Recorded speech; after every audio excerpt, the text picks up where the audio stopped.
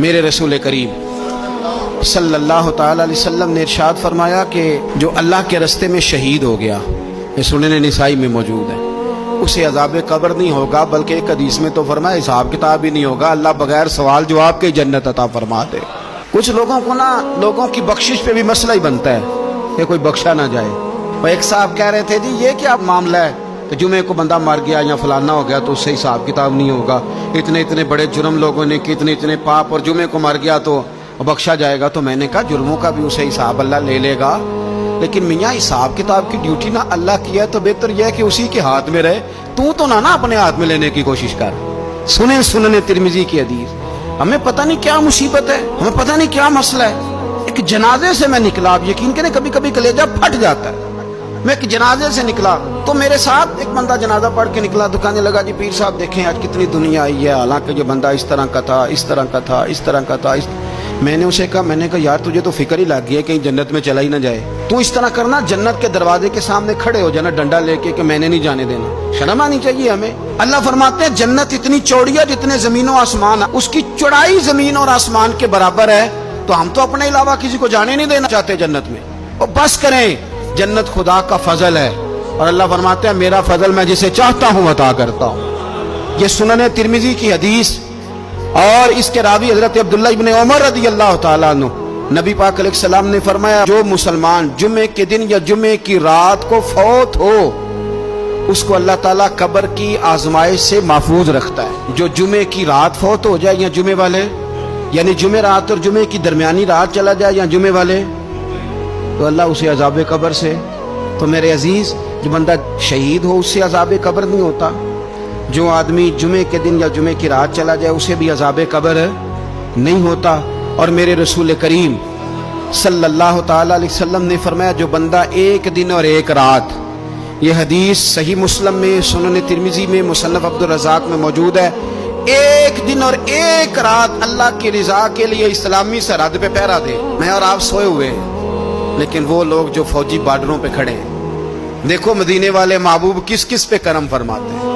ساری عمر نہیں، 24-25 سال کی سروس نہیں، فرمایا ایک دن اور ایک رات اللہ کی رضا کے لیے جو اسلامی سرحد پر پہرا دے، مسلمانوں کو کافروں سے بچائے، رب اسے عذاب قبر نہیں دے گا، اسے اللہ تعالیٰ اپنے فضل سے معاف فرما دے گا۔ ایک رات اور ایک، آپ کیا سمجھتے ہیں کہ ان فوجیوں کی کوئی چھوٹی شان ہے؟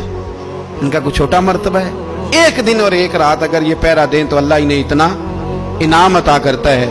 اسی طرح سن لو، یہ ذرا غور سے سننا، ابن ماجہ کی حدیث، اور اس کے علاوہ مسند ابو یعلا میں موجود حدیث کے راوی حضرت ابو ہریرہ رضی اللہ تعالی عنہ، حضور صلی اللہ تعالی علیہ وسلم نے فرمایا جو شخص بیماری سے فوت ہوا، قربان جاؤں میرے محبوب نے بیماری کا نام ہی نہیں لیا، فرمایا کوئی بھی بیماری ہو، فرمایا جو آدمی بیماری سے فوت ہوا اللہ اسے شہادت کی موت عطا فرمائے گا، اور وہ عذاب قبر سے اور قبر کے امتحان سے بھی محفوظ رہے گا، اور حضور فرماتے ہیں اس کو صبح اور شام جنت کے باغوں میں سے رزق دیا جائے گا۔ جو کسی بھی بیماری سے مرا، یہ لوگ بیماری سے مر رہے ہیں تو لوگوں نے اچھوت سمجھ رہے ہیں، اچھوت، یہ اچھوت نہیں ہے، اس لیے کہ لوارث نہیں، یہ خدا رسول کے ماننے والے ہیں، تم انہیں اچھوت کہہ رہے ہو، اور مدینے والے رسول انہیں شہید فرما رہے ہیں۔ حضور نے فرمایا جو بیماری سے مرے شہید ہے، وہ قبر کے عذاب سے محفوظ رہے گا اور جنت کے باغوں میں سے اللہ رزق دے گا۔ لوگ کہتے ہیں دیکھو جی بڑا تانگ ہو کے دنیا سے گیا ہے، تو اس بندے کو بھی عذاب قبر نہیں ہوتا۔ اسی طرح جو بندہ سورہ ملک پڑھتا ہے، سنن ترمذی میں حضرت ابن عباس سے روایت ہے کہ حضور صلی اللہ علیہ وسلم کے ایک صحابی نے ایک جگہ خیمہ لگایا تو وہاں سورہ ملک پڑھنے کی آواز آتی، کوئی بندہ پڑھنے والا نظر نہیں آتا تھا۔